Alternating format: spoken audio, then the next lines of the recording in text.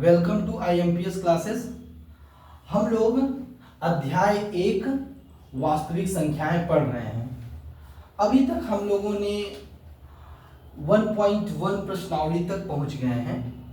अब हम उसके आगे अपरिमेय संख्याएं, इरेशनल नंबर के बारे में स्टडी करेंगे। अच्छा, आप लोगों को पता होगा इरेशनल नंबर क्या होता है या अपरिमेय संख्या क्या होता है। तो अपरिमेय संख्या क्या होता है इसका हम डेफिनेशन लिखेंगे और इसको आप समझेंगे।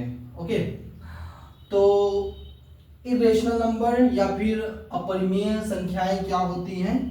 संख्या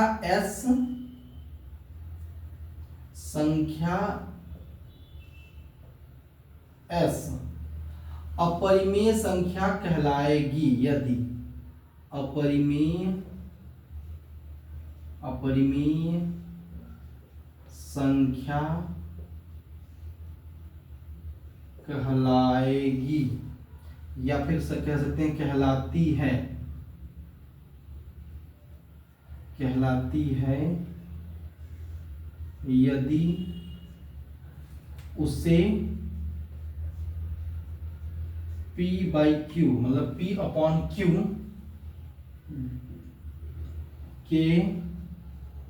के रूप में लिखा जा सके, जहां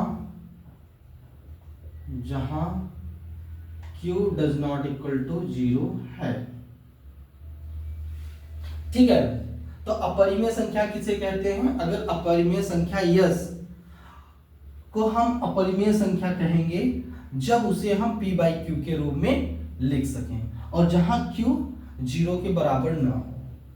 अपरिमेय संख्या के कुछ उदाहरण आप देखेंगे।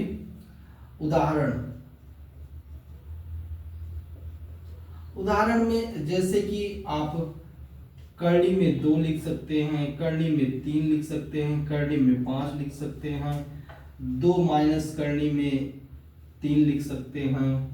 ठीक है, पाई लिख सकते हैं, माइनस करने में 2/3 लिख सकते हैं, या फिर 0.01 0011 00111 डॉट डॉट डॉट इत्यादि।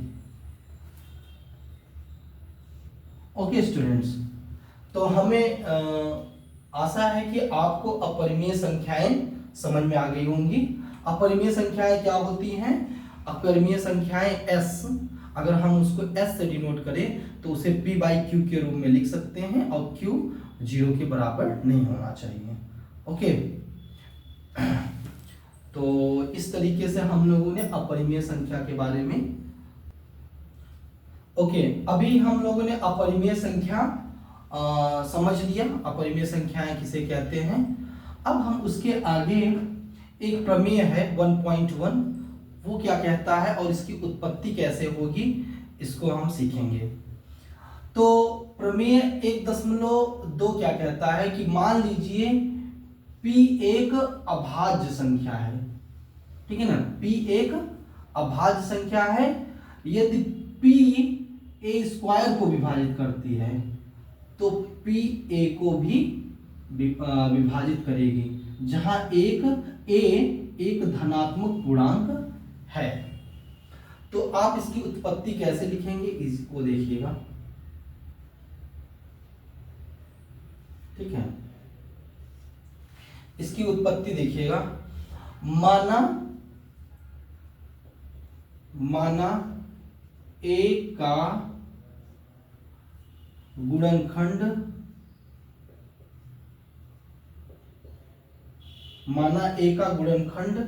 या फिर अभाज्य गुणनखंड लिख सकते हैं। A का गुणनखंड P1 P2 P3 dot dot dot Pn है। ठीक है, आप लोग ये लिख सकते हैं। फिर यहां पे लिखेंगे जहां P1 P2 P3 dot dot dot Pn एक अभाज्य संख्याएं हैं। यहां तक आप लोगों को समझ में आ गया होगा। मैंने लिखा कि माना a का अभाज्य, लिख लीजिए यहां अभाज्य गुणनखंड,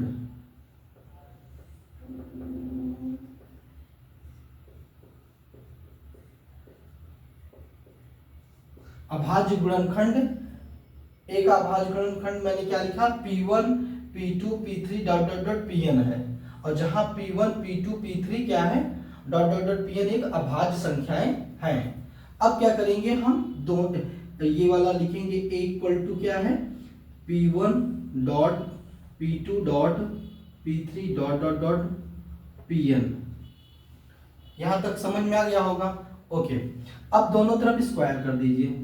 a स्क्वायर इक्वल टू क्या हो जाएगा, p1 dot p2 dot p3 dot dot dot dot pn का क्या हो जाएगा, होल स्क्वायर हो जाएगा।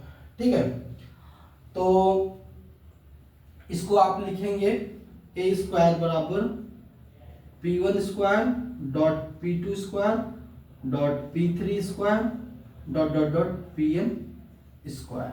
ओके, अब लिखा गया है p a स्क्वायर को विभाजित करती है, तो यहां पे लिखेंगे हम p कॉमा लिखा a स्क्वायर को विभाजित, a स्क्वायर को विभाजित करती है। ये क्या है, दिया है, ठीक है ना, ये क्या दिया है, अर्थात अर्थात क्या लिखेंगे, अर्थात p a स्क्वायर का एक अभाज्य गुणनखंड है। आप ये लिख सकते हैं क्योंकि लिखा है p a स्क्वायर को विभाजित करती है, तो अर्थात क्या है कि p a स्क्वायर का एक अभाज्य गुणनखंड है। फिर आपने अंकगणित के आधारभूत प्रमेय के अनुसार यहां पे लिख देते हैं, अंक गणित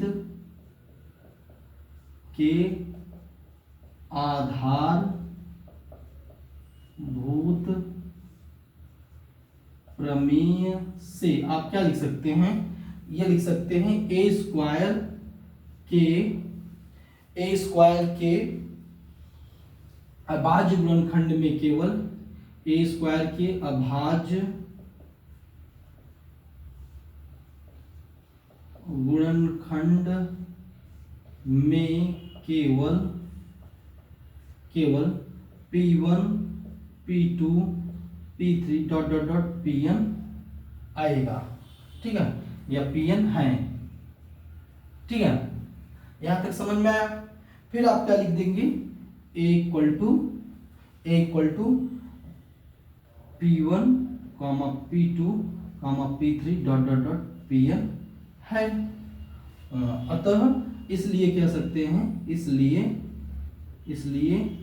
p a को विभाजित करेगा, a को विभाजित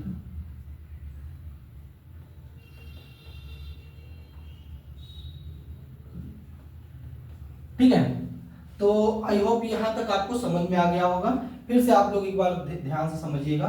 मान लीजिए p एक अभाज्य संख्या है। यदि p a स्क्वायर को विभाजित करती है तो p a को भी विभाजित करेगी, जहां a एक धनात्मक पूर्णांक है। तो आप क्या लिखोगे, माना a का अभाज्य गुणनखंड आप मान लीजिए p1 p2 p3 dot dot pn है। फिर आप उसको स्क्वायर कर दीजिएगा, a square equal to p1 का स्क्वायर p2 का स्क्वायर p3 का square dot dot dot pn का स्क्वायर। जब आप यहां तक पहुंचेंगे आप डायरेक्ट लिख सकते हैं p a स्क्वायर को विभाजित करती है, ये दिया गया है। तो p a स्क्वायर का अगर विभाजित करती है तो p a स्क्वायर का अभाज्य गुणनखंड होगा, ये लिखा। फिर अंकगणित के आधारभूत प्रमेय से a स्क्वायर का गुणनखंड में केवल क्या क्या आ रहा है, a स्क्वायर के गुणनखंड में p1 p2 p3 dot dot pn आ रहा है। तो a इक्वल टू क्या हो गया, इसको मल्टीप्लाई के फॉर्म में लिख सकते हैं, मतलब इसके में ये इसके गुणनखंड होंगे, इसलिए आप डायरेक्ट लिख सकते हैं पी ए को विभाजित करेगा। ओके ओके स्टूडेंट्स, अभी हमने प्रमेय 1.2 देखा। अब एक्चुअली में एक प्रमेय है, ये आपको एक्सरसाइज में भी बहुत सारे क्वेश्चंस मिलेंगे, एग्जांपल्स में भी मिलेंगे, लेकिन यहाँ पे आपके एनसीईआरटी बुक में इसको प्रमेय के फॉर्म में लिखा गया है। तो आपको ये सिद्ध करना है कि √2 या करणी में 2 एक अपरिमेय संख्या है। आप इसको कैसे प्रूफ करेंगे? उत्पत्ति,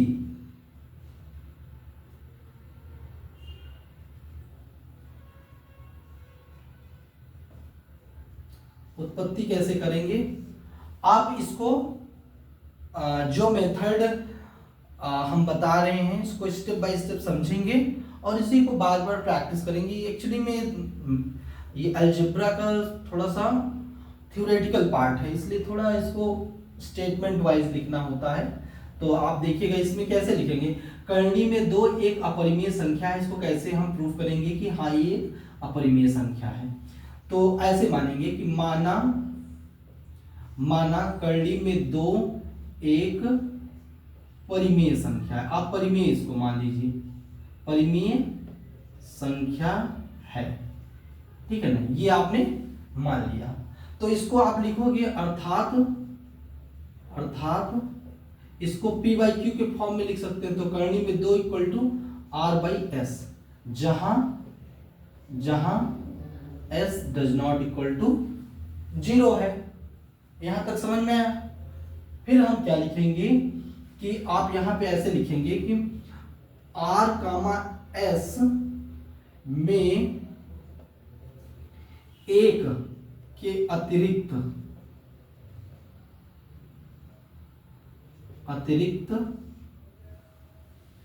एक के अतिरिक्त,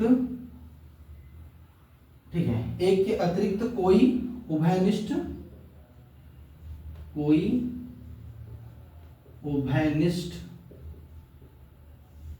गुणनखंड है। अतः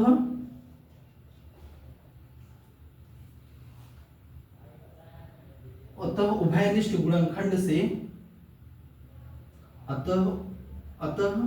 उभयनिष्ठ गुणनखंड से R और S को भाग देने पर या विभाजित करने पर या भाग देने पर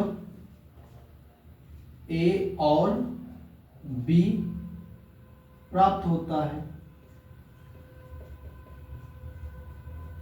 तो आप ये डायरेक्ट लिख सकते हैं, करणी में 2 इक्वल टू A बटे का B। यहां पे लिखेंगे जहां A कॉमा B एक सहअभाज्य संख्याएं हैं, सहअभाज्य संख्याएं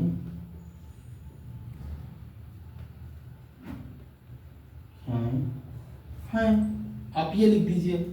फिर क्या करिए कि आप इसको इधर ट्रांसफर कर लीजिए। तो यहाँ B करणी में 2 इक्वल टू A, अब दोनों तरफ स्क्वायर कर दीजिए।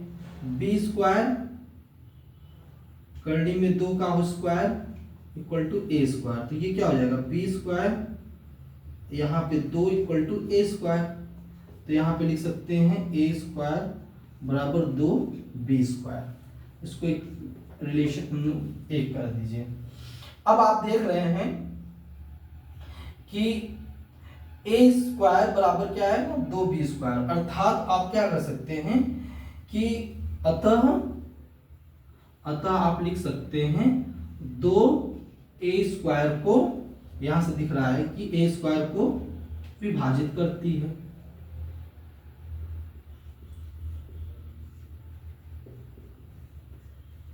ठीक है ना, विभाजित करती है। तो आप क्या लिख सकते हैं, इधर हम लिखते हैं A स्क्वायर को विभाजित करती है। तो अर्थात आप क्या लिख सकते हैं, A इक्वल टू 2c, तो a स्क्वायर बराबर क्या आ जाएगा 4c स्क्वायर। अब a स्क्वायर की वैल्यू समीकरण 1 से लिखेंगे। समीकरण 1 से आप क्या लिख सकते हैं, a स्क्वायर की वैल्यू क्या हो गया 2b square, 2b square equal to 4c square. तो ये 2 से 2 कैंसिल हो जाएगा। ओके, 2 एक कम 2, 2 दूना 4, तो b square equal to 2c square. तो यहाँ भी पता चल गया कि अर्थात इससे क्या आप बता सकते हो, अर्थात 2b को विभाजित करती है।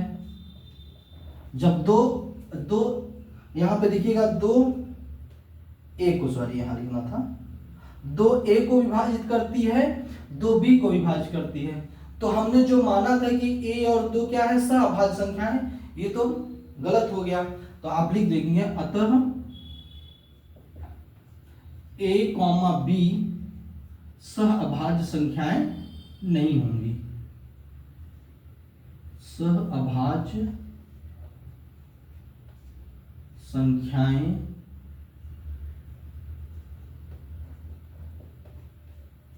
नहीं हैं।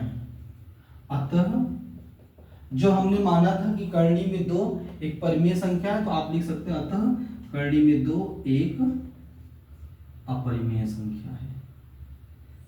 यहां लिख सकते हैं विरोधाभास हो रहा है ना, विरोधाभास, तो इसलिए यहां पर लिखते हैं करणी में 2 एक अपरिमेय संख्या है। ठीक है, आई होप स्टूडेंट समझ में आ गया होगा कैसे करना है। फिर से एक बार आप देख सकते हैं कि करणी में 2 एक अपरिमेय संख्या है, कैसे करेंगे। हम मान लेंगे करणी में 2 एक परिमेय संख्या है, जिसको r/s के फॉर्म में लिख सकते हैं, जहां s does not equal to 0।